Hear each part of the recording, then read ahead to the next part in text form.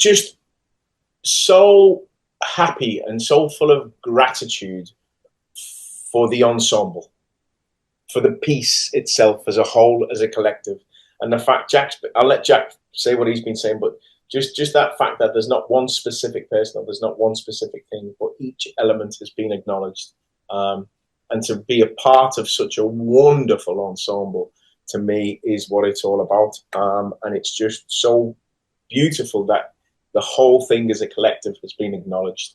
And there's not one of us singled out, and there's not one of us that stand alone, because we began this as a collective, as a team.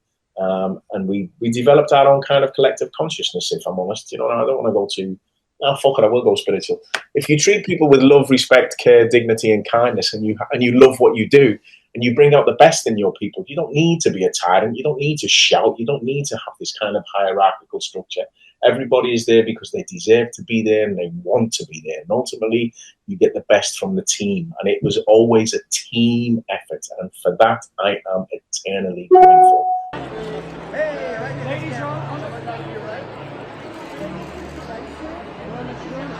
I remember when I said to Jack, I think it might be this kind of bone structure of what happens. And then I went, have you watched 24 Hours in Police Custody? And I was like, yeah. I went, I love it, Jack. I'm obsessed. And I said, and it's that kind of, that's what we want to try and grab. That was one of the threads we were going to put into the whole thing.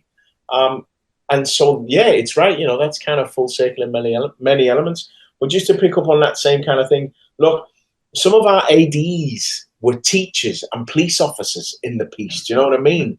Like little Bex, who was wonderful.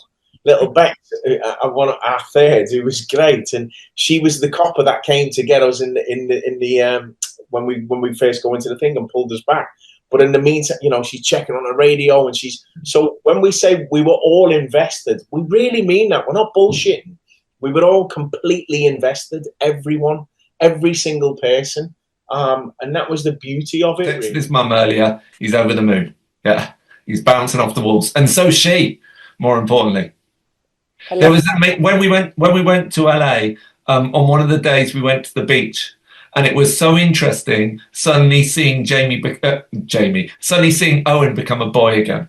Do you know what I mean? Like, you know, because he's been holding himself all through all this stuff. Do you know what I mean? Like, you know, and doing all these amazing press conferences and being this amazing actor that we saw coming in every day, amazingly prepared and ready. And then suddenly he was dicking about in the waves and screaming. And it was just like amazing to see that side of him suddenly come out. And it just reminded you of how remarkable he's been, how he's held himself throughout this whole process. And he's not just an amazing actor, he's an amazing... He just wanted to make a great piece of work, something that we all loved, but hopefully would spark a conversation in homes with parents and their children, and with children and their parents.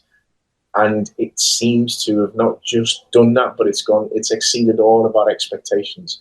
And I think sometimes you just capture these things that just hit something in the zeitgeist, and we collected something from the ether, and we were a part of something that needed saying socially, just to bring some awareness to it. And irrespective of your political views or, you know, whatever side of the fence you may be on, you have to acknowledge that the conversation needs to be had about our youth, because